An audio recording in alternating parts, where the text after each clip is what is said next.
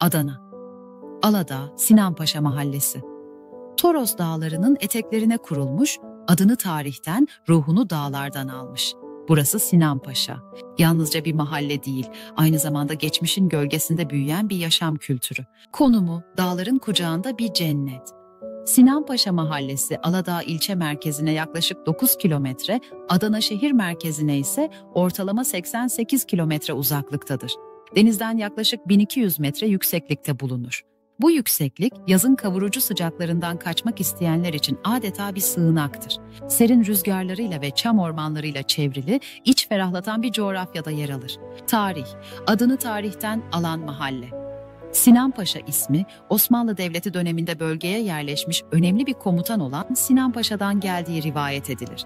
Zamanında bu bölge hem konaklama hem de hayvancılık açısından verimli topraklara sahipmiş. Rivayetlere göre Sinanpaşa askerleriyle birlikte bu bölgede konaklamış ve burada yaşayan halk onun hatırasına bu ismi vermiş. Yani bu topraklar yalnızca doğayla değil tarihle de yoğrulmuştur. Nüfus küçük ama köklü.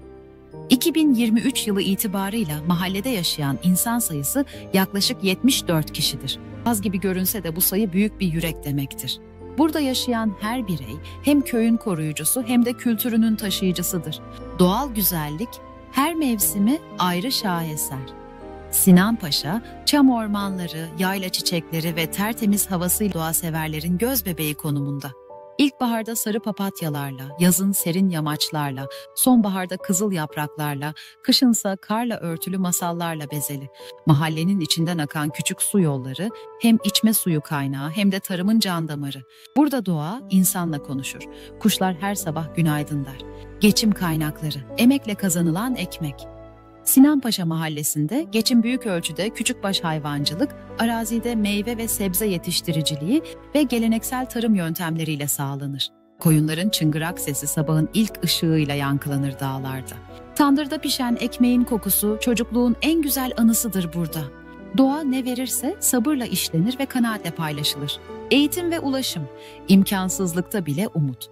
Mahallede ilk ve ortaokul bulunmamaktadır. Ancak çocuklar taşımalı sistemle Aladağ merkezdeki okullara ulaşır. Yol zaman zaman çetin olabilir ama Sinanpaşa'nın çocukları dağ gibi dimdik, bilgiye susamış bir nesildir. Zor olsa da ulaşırlar çünkü bilirler eğitimle her dağ aşılır. Kültürel yapı, birlik, samimiyet ve misafirperverlik. Burada bayram sabahları herkes birbirini ziyaret eder. Yemekler ortak sofrada yenir, düğünler sazlı sözlü yapılır. Bir kişi sevinse herkes sevinir, bir kişi üzülse herkes dertlenir. Sinanpaşa, komşuluk kelimesinin tam karşılığıdır. Yüzyıllık gelenekleri bugüne taşıyan bir köprü gibidir. Şiir, Sinanpaşa'nın sessizliğinde, Sinanpaşa'nın sessizliğinde. Dağlar anlatır burayı, rüzgar fısıldar, Sinanpaşa denince zaman durur. Bir çam gölgesinde oturur da yüreğin. Dertler susar, huzur konuşur. Tandır ekmeği sıcacık, çoban sesi yankılanır yamaçta.